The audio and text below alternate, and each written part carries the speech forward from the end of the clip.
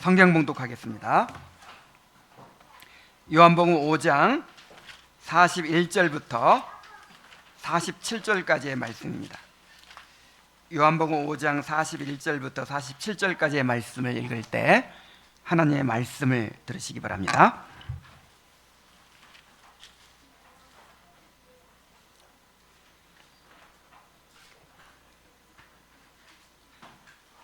나는 사람에게서 영광을 취하지 아니하노라. 다만 하나님을 사랑하는 것이 너희 속에 없음을 알았노라. 나는 내 아버지의 이름으로 왔음에 너희가 영접하지 아니하나 만일 다른 사람이 자기 이름으로 오면 영접하리라. 너희가 서로 영광을 취하고 유일하신 하나님께로부터는 영광은 구하지 아니하니 어찌 나를 믿을 수 있느냐. 내가 너희를 아버지께 고발할까 생각하지 말라. 너희를 고발하는 이가 있으니 곧 너희가 바라는 자 모세니라. 모세를 믿었다면 또 나를 믿었으리니 이는 그가 내게 대하여 기록하였음이라. 그러나 그의 글도 믿지 아니하거든 어찌 내 말을 믿겠느냐 하시니라. 아멘.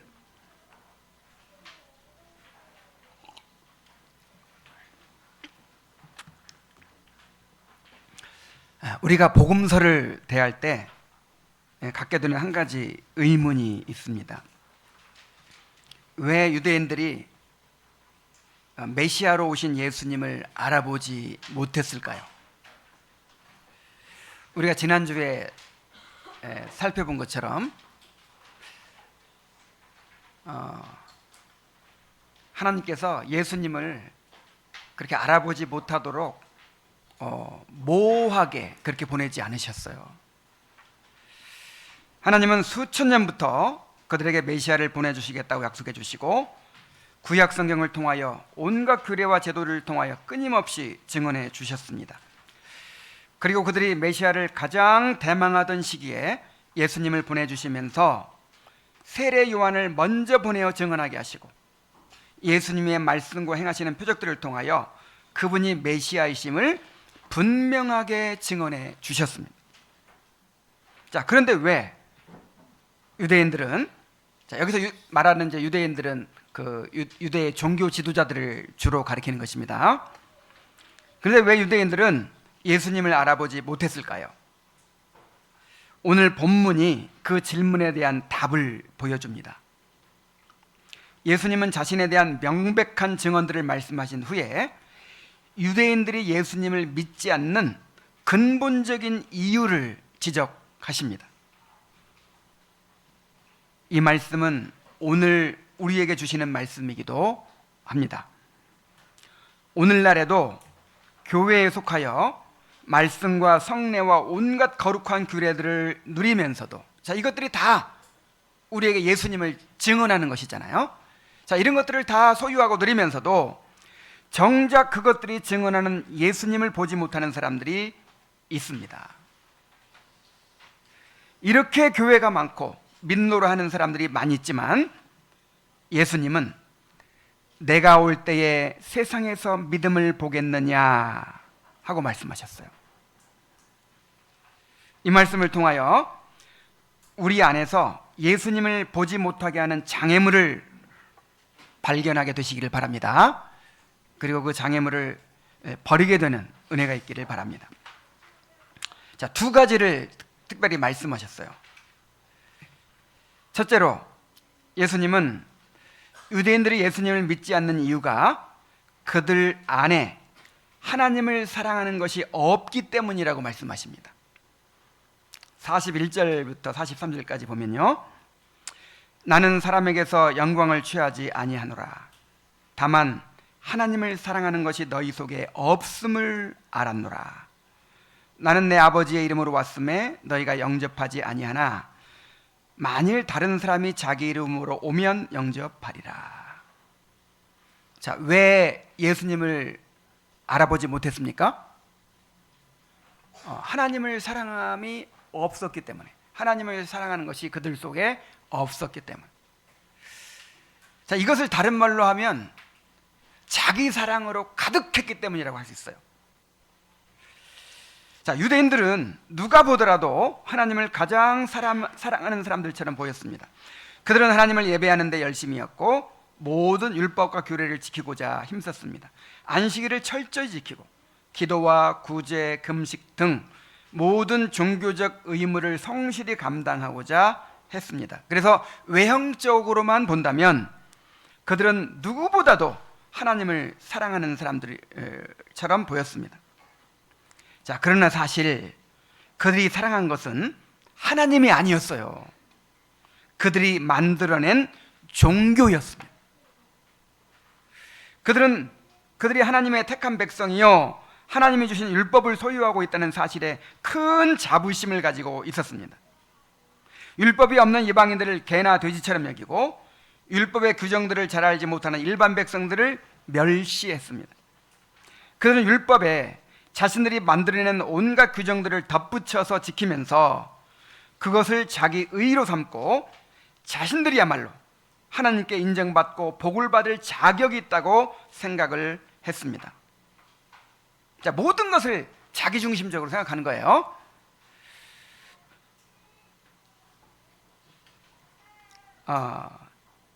자신들을 메시아가 오셔서 이루실 하나님 나라의 주인공들로 여기고 그들이 원하는 메시아, 그들이 원하는 하나님 나라를 상상하면서 메시아를 기다렸어요.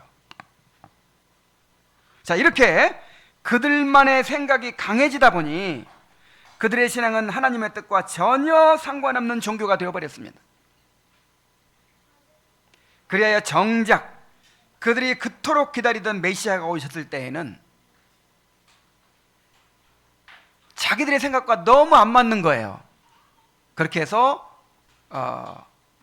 그분을 거절해 버리게 된 것입니다. 자, 그들이 진정으로 사랑한 것은 하나님이 아니라 그들이 만든 종교였고 그들 자신이었어요. 예수님은 이것을 정확히 간파하시고 그들을 책망하셨습니다. 마태복음 15장 8절 9절에 보면 이 백성이 입술로는 나를 존경하되 마음은 내게서 멀도다 그랬어요. 입만 열면 하나님 영적인 얘기를 하고 성경 말씀 얘기를 하고 그렇게 종교적 분위기 속에 사는데 마음은 어떻다고요? 마음은 너무 멀어요. 자, 뭐가 멀다는 거죠? 정말 하나님을 사랑하면 하나님의 말씀을 이해하려고 하고 바르게 이해하려고 하고 그 말씀을 깨달으려고 하고 그 말씀의 뜻을 찾으려고 하고 그 말씀에 순종하려고 해야 되잖아요. 그런데 사람의 계명으로 교훈을 삼아 나를 가르친다 그랬어요. 자기들이 만들어낸 그런 교훈들이 하나님의 말씀보다 더 앞서버린 거예요. 자, 예수님은 나는 내 아버지의 이름으로 왔음에 너희가 영접하지 아니하였다고 말씀하십니다. 자, 누구의 이름으로 왔어요? 아버지의 이름. 아버지의 이름으로 왔다는 것은 이제 아버지의 뜻을 따라 왔다는 것이고 아버지의 말씀을 전한다는 뜻이에요.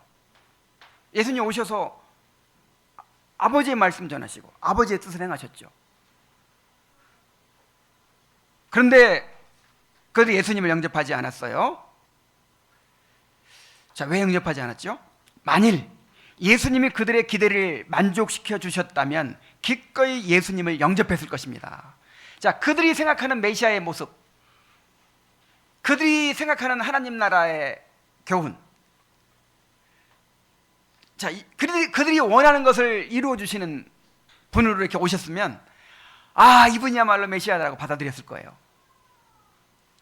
그런데 예수님은 사람들의 요구에 부응하려고 하지 않으시고 오직 진리의 말씀을 전하셨습니다.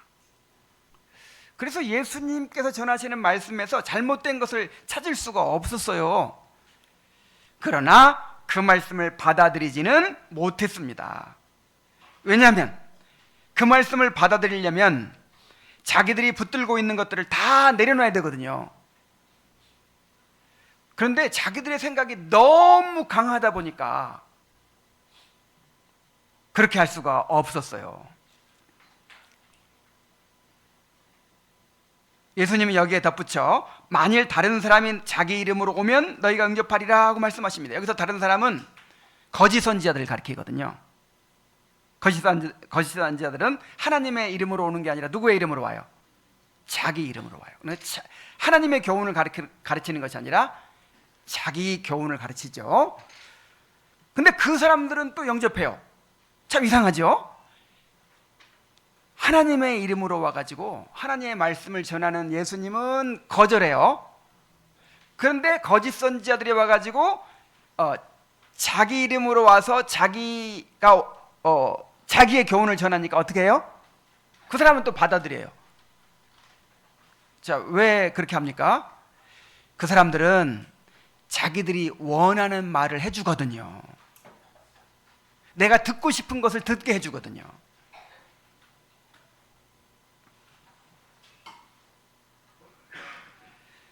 만일 그들이 정말 하나님을 사랑했다면 하나님의 참된 뜻을 찾고자 했을 것이고 예수님을 알아보고 영접했을 것입니다. 그러나 그들에게 하나님을 사랑함이 없고 자신들의 생각으로만 가득 차 있었기 때문에 예수님을 알아보지 못했던 것입니다. 오늘날에도 이렇게 하나님을 사랑하기보다 자기 사랑으로 가득하기 때문에 예수님을 보지 못하는 사람들이 있어요. 하나님께서 나에게 무슨 말씀을 하시는지에는 관심이 없고 내가 듣고 싶은 것만 듣고 믿고 싶은 것만 믿으려고 하는 것입니다. 하나님은 말씀을 통해서 완고한 자아를 깨뜨리기를 원하시는데 사람들은 오히려 그 말씀을 가지고 자기를 방어하는 도구로 삼고자 합니다. 자, 이런 사람들은 오늘 우리가 찬송에도 나온 것처럼 구약시대부터 계속 있어 왔어요. 그래서 너희가 그의 말씀을 들을 때 마음을 완고하게 하지 말라 그랬잖아요. 자, 에레미야 시대에는, 에스겔 시대에는 사람들이 말씀을 그렇게 사모하고 말씀을 듣고자 하는데 어떤 마음으로 나왔다 그랬어요?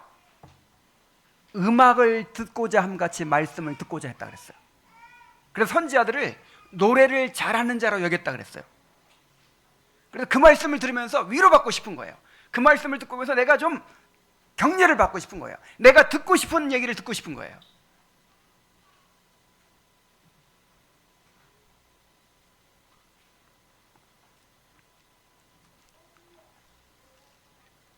그래서 이런 사람들은 딱딱한 땅에 물이 스며들지 못하는 것처럼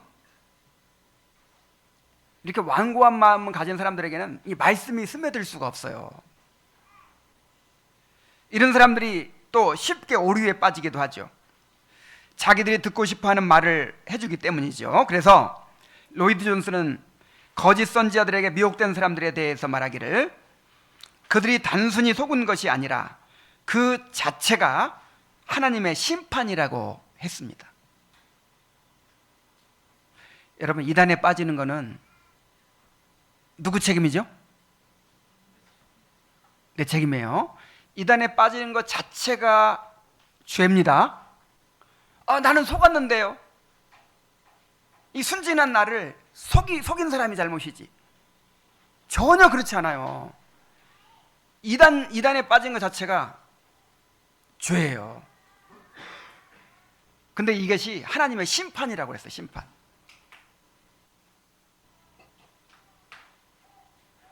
진리를 싫어하고 자기 귀에 듣기 좋은 것만을 추구했기 때문에 하나님께서 거짓 선지자를 보내서 그들을 미혹하게 하신다는 것입니다.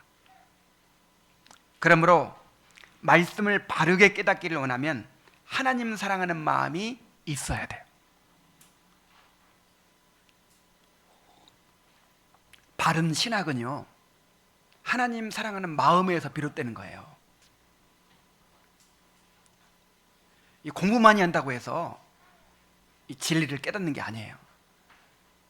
정말 하나님 사랑하는 마음이 있어야 돼요. 그 하나님을 경외하는 마음이 있어야 돼요. 그래야 진리를 깨달을 수 있습니다. 호세아 6장 6절에서 하나님께서 이렇게 말씀하십니다. 나는 인애를 원하고, 인애가 뭐죠? 사랑을 원한다는 거예요. 하나님이 뭘 원하세요? 사랑을 원하신다는 거예요. 제사를 원치 아니하며 번제보다 하나님 아는 것을 원하노라. 제사만 잘 드리는 거예요. 이 규례만 잘 지키는 거예요. 그러니까 이런 거 자체가 중요한 게 아니다. 그 제사를 통해서 하나님을 사랑하는 것이 중요하고, 그 제사를 통해서 하나님을 아는 것이 목적인데, 하나님 사랑하는 마음은 전혀 없고 하나님을 알고자 하는 마음은 전혀 없고 단지 그냥 형식적으로 제사만 드리는 거, 난 그런 거 원치 않는다, 이렇게 말씀하신 것이죠.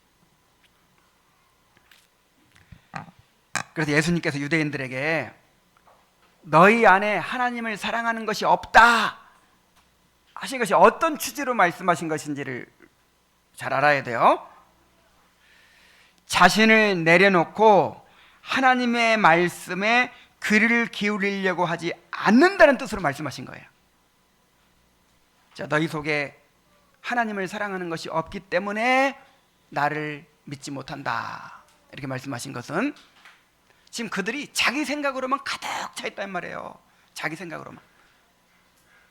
정말 하나님의 말씀을 좀 이렇게 관심을 가져야 되는데 자기 생각으로만 가득 차 있어가지고 들으려고 하지 않는 그 태도, 이걸 말씀하신 거예요. 자, 우리가 사람과 대화할 때 그 사람을 사랑하지 않으면 그의 말을 들을 수가 없어요. 상대방에게 관심을 기울이기보다 내 생각, 내 뜻으로 가득 차 있으면 그가 무엇을 말하려고 하는지, 무엇을 느끼고 있는지, 무엇을 원하는지를 알 수가 없어요. 그러나 그 사람을 사랑하면 그의 말을 들으려고 할 것입니다. 그래서 일단 선입견을 내려놓고 막 내 생각으로 가득 차 있어. 이 사람은 지금 이래서 이럴 거야, 이게 아니라 그냥 선입견을 내려놓고 또 판단을 보류하고 진심으로 들어보는 거예요. 그 사람의 말을 들어보는 거예요. 그 사람이 표현하지 않은 것까지도 들으려고 하는 거예요. 이게 사랑입니다. 우리가 하나님의 말씀을 들을 때에도 이와 같아야 합니다. 자기를 내려놔야 돼요. 그리고 하나님을 사랑하는 마음으로 들어야 합니다. 내가 듣고 싶은 말씀, 내 생각을 지지해주는 말씀이 아니라 하나님께서 내게 주시는 말씀을 들어야 돼요.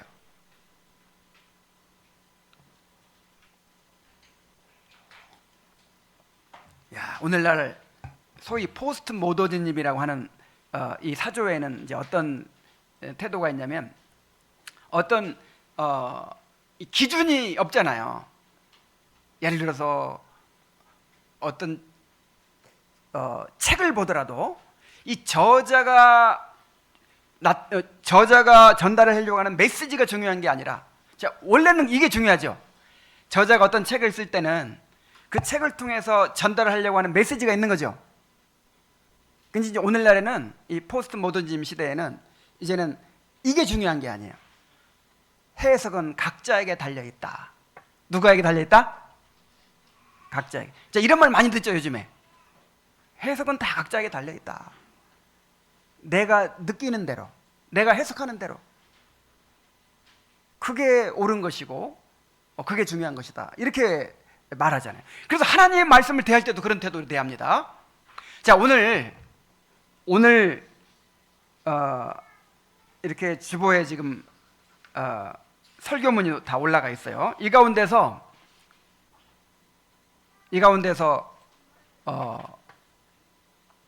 어떤 부분이 하나님의 말씀이죠?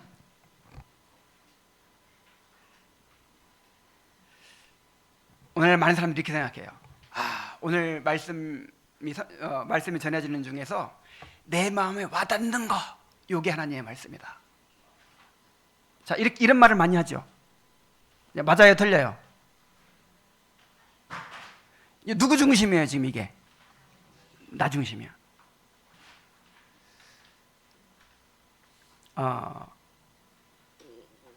자, 설교를 들을 때 어떻게 들어야 되냐면, 설교자가 지금 전달하려고 하는 게 있을 거 아니에요.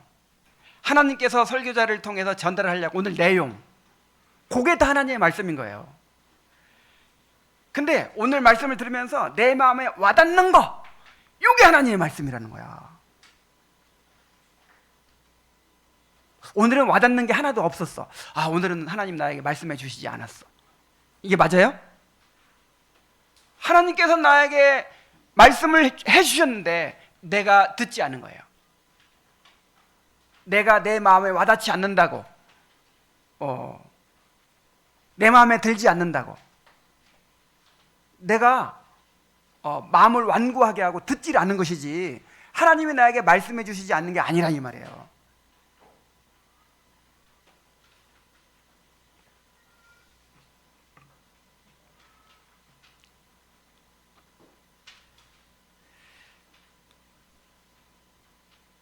하나님의 말씀을 들을 때는 우리가 아까도 얘기했지만 다른 사람의 말을 들을 때에도 막 내가 말할 준비만 가득 차게 이렇게 막 내 말이 여기까지 들어있어요. 그래가지고 상대방 막 끝나기만 기다리고 있는 그런 식으로 해가지고 상대방의 말을 들을 수 없잖아요. 다 내려놓고 정말 상대방을 들으려고 해야 되듯이, 사람이 아니라 누구예요? 하나님이시잖아요. 하나님께서 나에게 지금 말씀하고 계시는데 나를 철저하게 내려놓아야 될 줄로 믿습니다. 나를 내려놓고 정말 하나님께서 내게 주시는 말씀, 그 객관적인 말씀 그대로 받으려고 해야 되는 거예요. 자, 우리 안에도 옛날 유대인들이 가졌던 그 자기 사랑으로 가득한 마음, 정말 하나님을 사랑하는 것이 없는 그런 마음이 있어요. 이런 마음을 다 내어버릴 수 있게 되기를 바랍니다. 이 예배 시간만큼이라도 정말 그런 마음으로 이 예배에 참여하고 하나님의 말씀을 들어야 하는 것입니다. 그럴 때 하나님의 말씀을 바르게 깨닫고 주님을 알게 되며 진정한 변화를 입게 될 것입니다. 자, 예수님께서 또 한 가지 말씀하셨어요. 하나님을 사랑하는 것이 없다, 그래서 나를 못 믿는다, 이렇게 말씀하시고, 그 다음에는 예수님을 믿지 못하는 것이 그들이 하나님께로부터 오는 영광을 구하지 않기 때문이다 라고 말씀하셨어요. 자, 뭐 하지 않기 때문이다? 하나님께로부터 오는 영광을 구하지 않기 때문이다. 44절 보면, 너희가 서로 영광을 취하고 유일하신 하나님께로부터 오는 영광은 구하지 아니하니 어찌 나를 믿을 수 있느냐 그랬어요. 그러니까 사람들이 예수님 못 믿는 이유가 뭐예요? 사람의 영광을 취하고 하나님께로부터는 영광에는 관심이 없다는 거예요. 이런 사람은 예수님 믿을 수 없다는 거예요. 자, 예수님의 말씀은 하나님을 사랑하지 않는 것이 하나님의 영광을 구하지 않는 것으로 나타나게 된다는 뜻입니다. 정말 하나님을 사랑하면 누구로부터는 영광을 구하겠어요? 하나님께로부터 영광을 구할 텐데, 하나님 사랑하는 마음이 없으니까 이제 하나님께로부터는 영광에 관심이 없는 거예요. 예수님은 여기서 사람들이 추구하는 두 가지 영광에 대해 말씀하십니다. 하나는 사람에게서 오는 영광입니다. 자, 사람에게서 오는 영광이 뭐냐면 사람들의 칭찬과 인정을 말하는 거예요. 사람들에게서 받는 평판을 말하는 거예요. 또 하나는 하나님께로부터 오는 영광입니다. 이것은 보이지 않는 하나님의 칭찬과 인정, 곧 하나님께서 주시는 영원한 상급과 기쁨을 의미합니다. 자, 우리가 어떤 영광을 추구해야 하겠습니까? 당연히 하나님께로부터는 영광을 추구해야 합니다. 자, 우리는 사람의 종이 아니라 하나님의 종입니다. 우리는 우리 삶에 대하여 하나님 앞에서 책임을 져야 합니다. 언젠가 우리가 다 하나님의 심판대 앞에서 심판을 받게 될 거예요.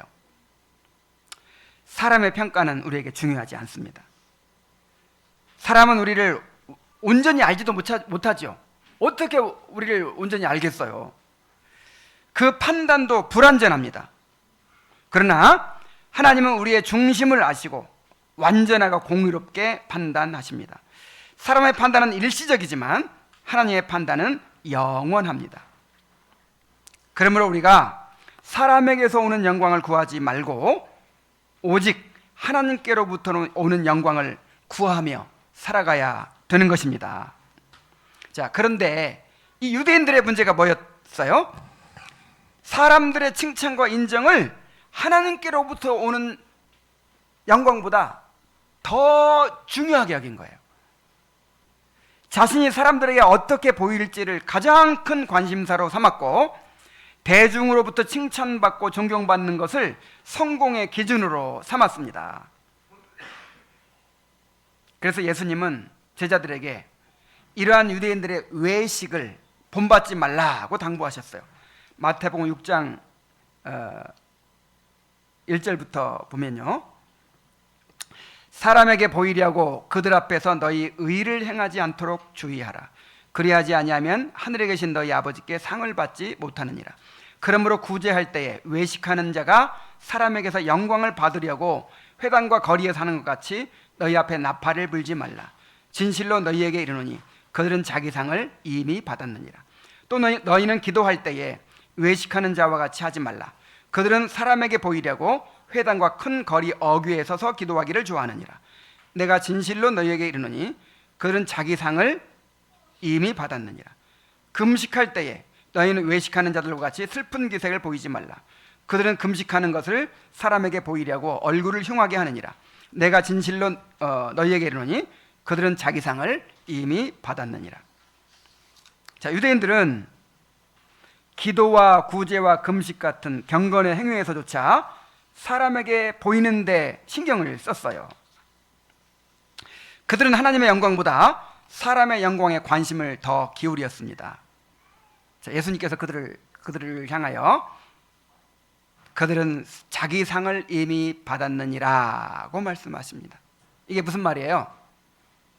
그렇게 사람에게 보이려고 하고 하나님께로부터는 영광에는 관심이 없고 사람들에게 인정받고 칭찬받고 자기가 높아지고 좋은 평판을 얻고, 자, 이런 동기로 하는 모든 일은 하나님께 아무런 의미가 없다, 하나님께 아무런 가치가 없다, 그런 뜻이에요. 결국 그들의 이러한 교만이 장애물이 되어서 예수님을 믿지 못하게 만든 것입니다. 예수님은 그들의 중심을 아셨기 때문에 그들을 인정하지 않으셨고 오히려 그들의 죄를 지적하셨어요. 그들을 책망하셨어요. 자, 그들은 예수님의 말씀에서 잘못된 것을 찾을 수 없었지만 예수님을 받아들이지는 않았어요. 왜 그렇습니까? 자, 예수님을 인정하면 어떻게 해야 돼요? 예수님을 인정하는 순간 자기들이 그동안 다 틀렸다는 것을 인정해야 되죠. 그리고 그동안 쌓아온 것을 전부 내려놓아야 하는데 이 사람들이 그동안에 백성들의 존경을 받고 기득권을 누려온 것이 너무 크단 말이에요. 자, 이런 것들을 내려놓을 수 없다 보니까, 자, 이런 것들 내려놓을 수 없으니까 사람은 자기가 믿고 싶은 거 믿는 것이거든요. 그래서 예수님이 안 믿어지는 거예요. 아, 예수님은 진짜 메시아 아니야 하고 안 믿어지는 거예요. 그래서 예수님을 알아보지 못하고 영접하지 못했습니다. 그들의 교만이 그들의 눈을 멀게 한 것입니다. 자, 뭐가 눈을 멀게 해요? 교만이. 자, 이와 관련하여 칼빈은 이렇게 말합니다. 자, 그들은 교만으로 마음이 부풀어 있었기 때문에 도저히 하나님께 순복할 수가 없었던 것이다.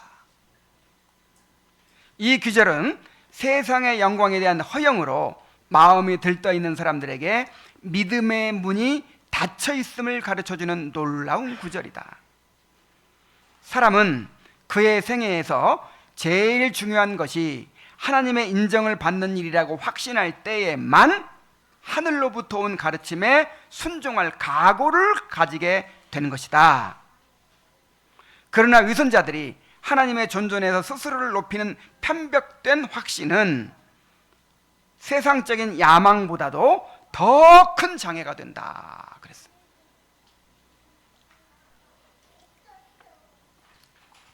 여기 중요한 말이 있죠.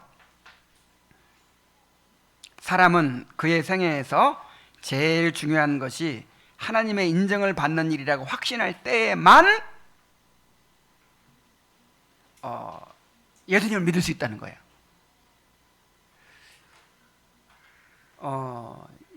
이 초대교회 당시에 예수님을 믿으면 어떻게 된다 그랬어요? 나를 따라오려는 자가 자기 부모와 형제와 및 자기 목숨까지 미워하자면 내 제자가 되지 못하고 자기의 모든 소유를 버리지 않으면 내 제자가 되지 못한다 그랬잖아요. 그러니까 예수님 당시에는 예수님 믿으려면 어떤 각오를 해야 되냐면 가족을 포기해야 돼. 가족을. 그 다음에 자기 이 사회적으로 이제 매장이 되거든요. 이 출회를 당해요. 공동체에서. 옛날에는 다 공동체 중심의 사회였기 때문에 공동체에서 출회를 당하면 이제 뭐 아무것도 할 수 없어요. 사회적으로 매장이 되는 거거든요. 그래서 이제 이 사회적으로 모든 것들을 포기해야 되고, 그 다음에 재물을 포기해야 되고, 심지어 자기 목숨까지 내놔야 예수님을 믿을 수 있어요. 예수님 당시에는 실제로 그랬어요. 그래서 나는 하나님께만 인정받으면 된다. 자, 이런 확신이 딱 있어야만 예수님 믿을 수 있는 거예요. 근데 하나님보다 사람들이 더 커 보이고 세상이 더 커 보이고 세상에서 인정받는 것이 더 중요한 사람은 예수 믿을 수 있어요, 없어요? 없어요. 이건 오늘날에도 똑같은 거예요.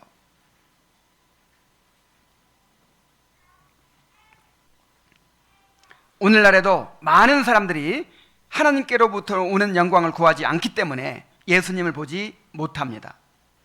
많은 사람들이 하나님의 칭찬과 인정보다 사람들의 칭찬과 인정을 더 중요하게 여깁니다. 그래서 늘 사람들의 시선을 의식하고 그들의 평가를 두려워합니다. 이것이 무슨 일을 행하든지 영향을 미칩니다. 심지어 하나님을 예배하는 자리에 나올 때조차도 자신에게 집중하고 하나님이 나를 어떻게 보실까 보다 사람들이 나를 어떻게 생각할까를 더 크게 의식합니다. 이것은 하나님을 사랑하고 하나님께 영광을 돌리고자 하는 마음보다 자신이 영광을 받고자 하는 마음이 더 크기 때문입니다. 이러한 교만이 결국 예수님께 나아가는 길을 막고 예수님을 알지 못하게 만든다는 거예요.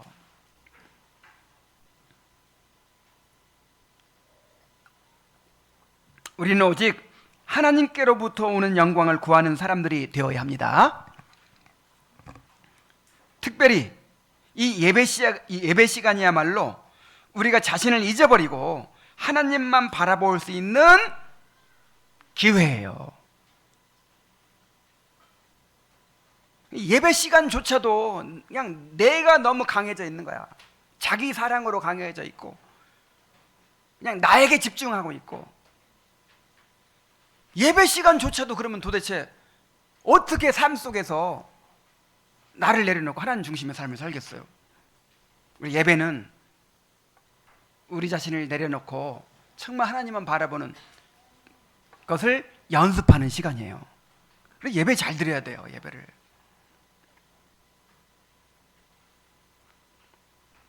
향유옥합을 깨뜨려 예수님의 발에 붓고 머리털로 씻었던 여인을 한번 생각해 보세요. 여러분, 이게 상식적으로 모든 사람들이 칭찬할 만한 일이 될 수 있습니까? 향유옥합, 그게 뭐 노동자 1년 품삯이래요. 그러면 뭐 연봉 뭐 적게 잡아도 최소한 3, 4천만 원 받죠, 요즘에. 그러면 한 3천만 원 정도 되는 그런 향유를 깨뜨려 가지고 어디다 부었어요? 예수님의 발에다 부었어. 발에다. 그리고 뭘로? 자기 머리털을 풀어 가지고 발을 씻는 거예요. 세상에 이런 비상식적인 행동이 어디 있습니까? 그거 팔아 가지고 가난한 자들에게 나눠주면 얼마나 더 유익하겠어요. 꼭 그렇게 해야만 됩니까? 예수님께 칭찬하신 것은 꼭 그 방법을 칭찬하신 게 아니에요. 이 여인이 만약 사람들을 의식했으면 이렇게 할 수 있었겠어요? 없었겠어요? 도저히 할 수 없죠. 이 여인은 자기를 자신의 죄를 용서해 주시고 자기를 구원해 주신 그 주님의 은혜가 너무 감사해 가지고 주님께 예배를 드리는 거예요. 막 사람들의 시선에 아랑곳하지 않고 자신이 생각하는 최선의 예배를 드리고자 한 거예요. 그래서 주님께서 그 예배를 받으셨어요. 그리고 이 복음이 전해지는 곳은 어디서든지 이 여인의 행위를 말하여 기념하라 이렇게 말씀하셨어요.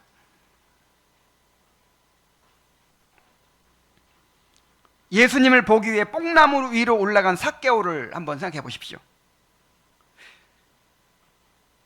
그는 세리장이었어요. 그가 사람들을 의식했다면 그런 행동을 할 수 있었겠습니까?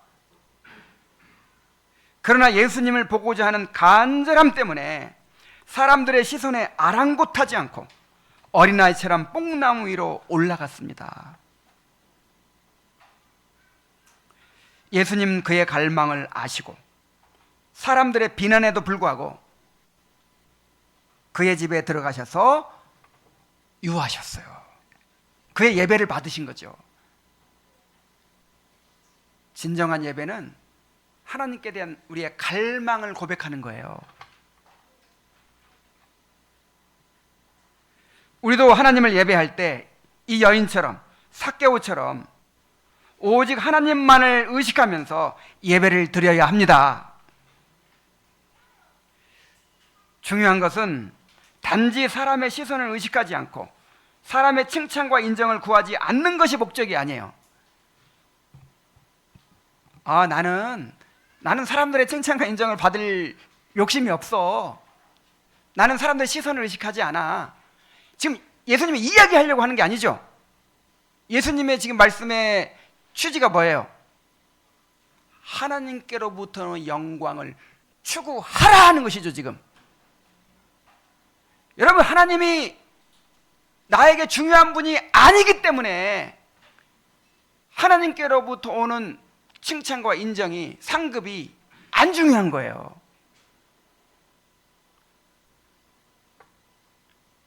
정말 하나님을 사랑하면 하나님께서 내 삶에 너무나도 크게 차지하시는 크신 분이라면 하나님께서 나를 어떻게 바라보실까? 여기에 관심을 가져야 되는 거예요.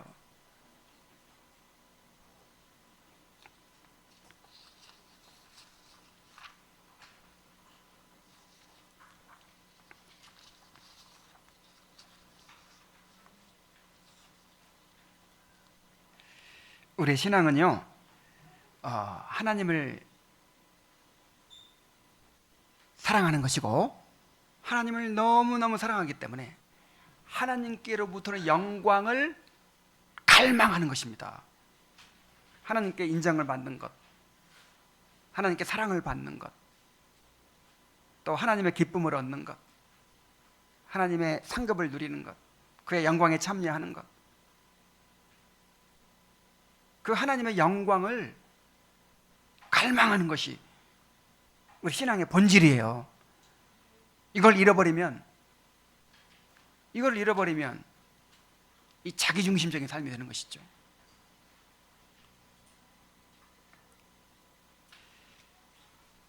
우리가 예수님을 보지 못하는 이유는 우리 안에 있는 교만 때문입니다.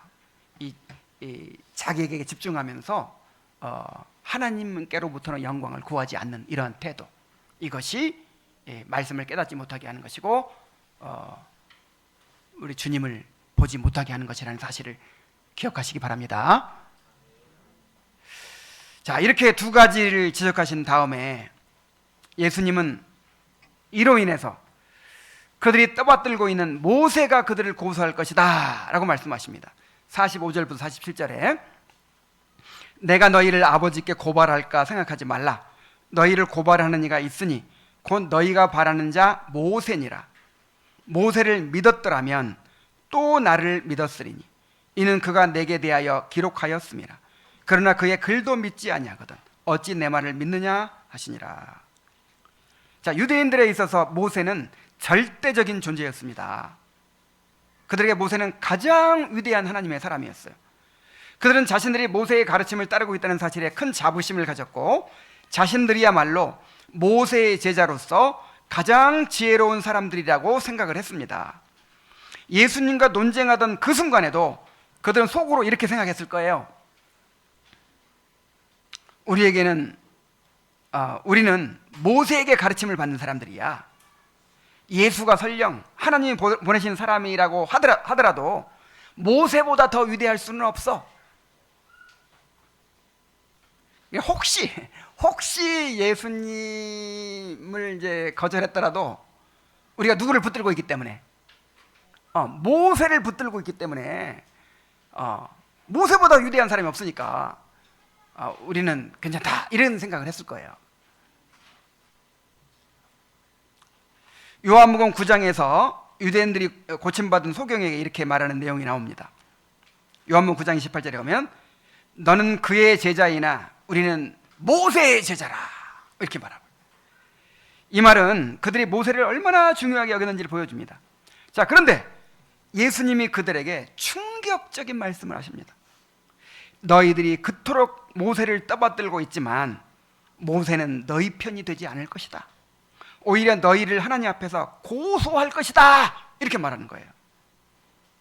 그렇게 모세를 존경하고 따르고 있는데 왜 모세가 고소한다는 것입니까? 그들이 모세의 말을 듣지 않았기 때문입니다. 자, 모세가 누구를 증거하고 있어요? 모세가 기록한 율법책이 다 예수님을 증거하는 책이거든요. 모세의 모든 가르침이 예수님을 증언하는 것이었습니다. 모세는 마지막 죽기 전에도 이렇게 유언을 했어요. 신명기 18장 15절에 보면 내 하나님 여호와께서 너희 중 내 형제 중에서 나와 같은 선지자 하나를 너를 위하여 일으키시리니 너희는 그를 들을지어다. 여기서 나와 같은 선지자가 누굴까요? 장차 오실 메시아를 가리킵니다. 하나님이 너희 민족 가운데서 메시아를 보내실 것이니 그가 오시면 그의 말을 잘 들어야 된다 이렇게 당부한 거예요. 그러므로 그들이 모세의 가르침을 충실히 따르는 사람들이었다면 예수님을 믿었어야 합니다. 그런데 예수님을 믿지 않는 것은 이 모세의 가르침을 따르지 않은 것이죠. 모세를 거역한 일이 되는 것입니다. 그래서 심판대에서 누가 고소해요? 누가 검사 역할을 하냐면 모세가, 내가 그렇게 율법책에 앞으로 오실 메시아에 대해 썼는데 그 율법의 모든 말씀이 결국 메시아의 길을 준비하기 위해 쓴 건데, 근데 마지막 유언을 남기면서까지 그렇게 당부를 했는데 이 사람들이 내 말을 듣지 않았습니다 이렇게 고발한단 말이에요.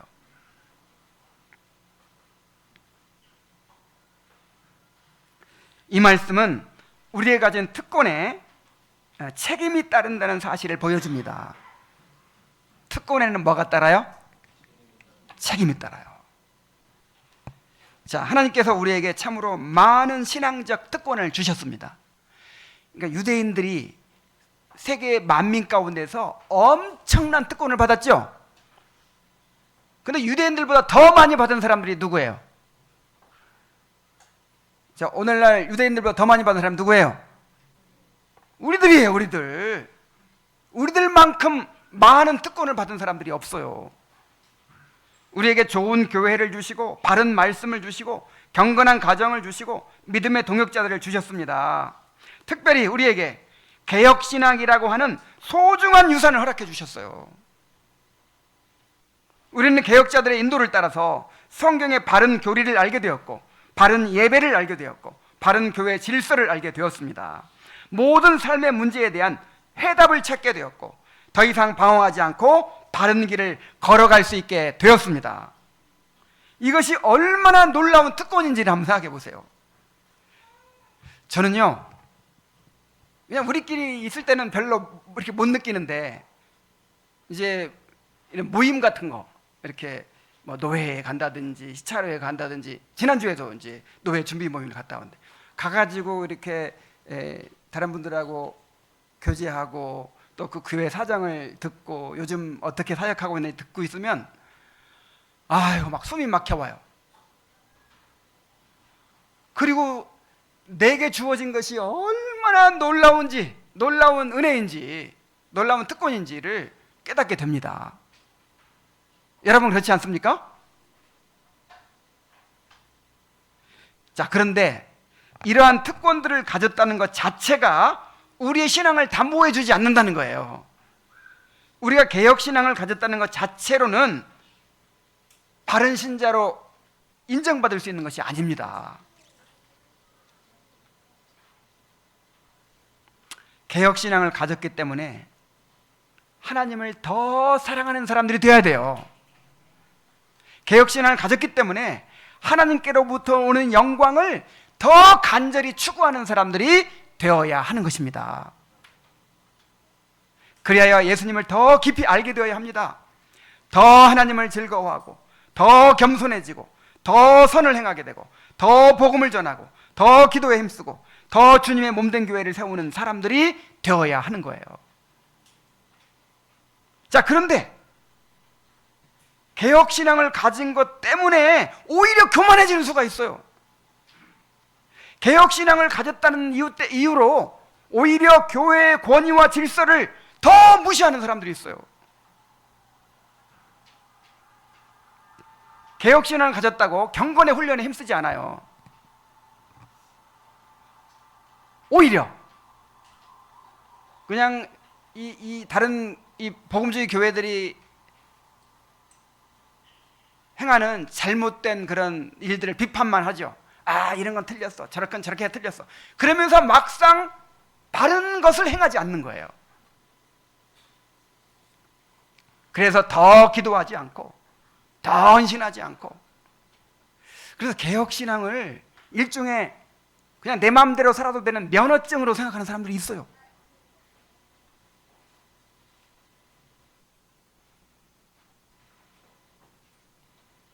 자, 그러면 우리가 자랑하던 그 신앙의 유산이 오히려 우리를 고소하는 증거가 될 것입니다.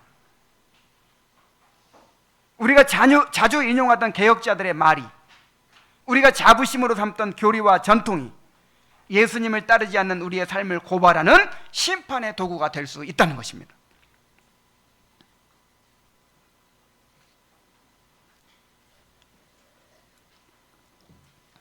그러므로 우리가 받은 신앙적 특권을 통해서 더욱 하나님을 사랑하게 되어야 할 줄로 믿습니다. 더욱 하나님께로부터 오는 영광을 추구하는 성도들이 되어야 할 줄로 믿습니다. 이제 말씀을 맺습니다. 자, 유대인들이 예수님을 믿지 못한 이유는 두 가지였어요. 그들 안에 하나님을 사랑하는 것이 없었기 때문이라고 했죠. 그 말씀하신 것은 그들이 자기가 너무 강해가지고 하나님께서 주시는 말씀을 들으려고 하지 않았다, 이런 뜻으로 말씀하신 것이죠. 그리고 또 한 가지는 뭐였어요? 하나님께로부터 오는 영광을 구하지 않는 거예요.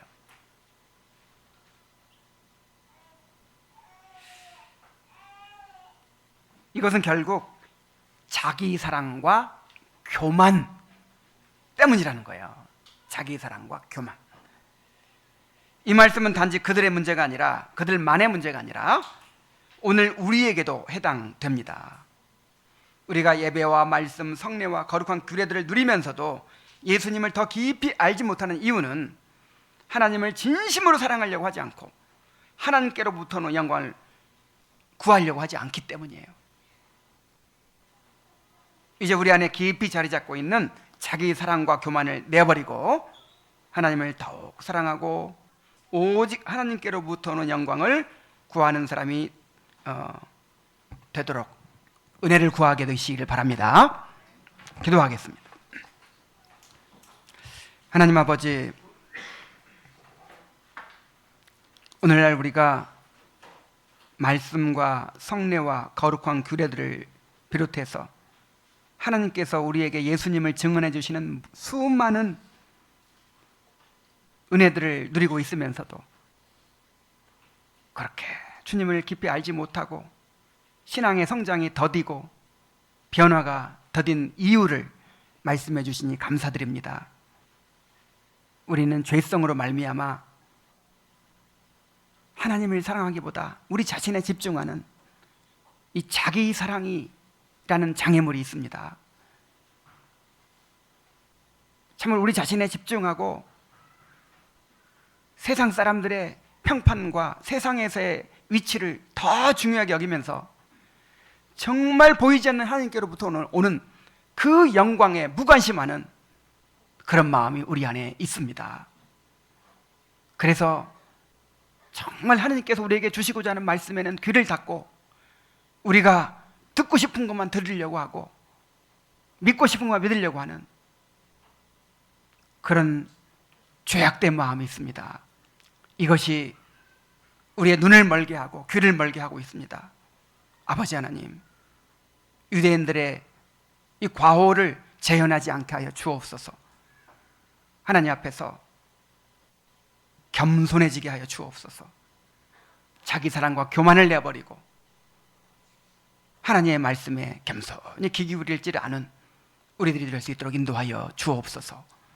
예수님의 이름으로 기도하옵나이다. 아멘.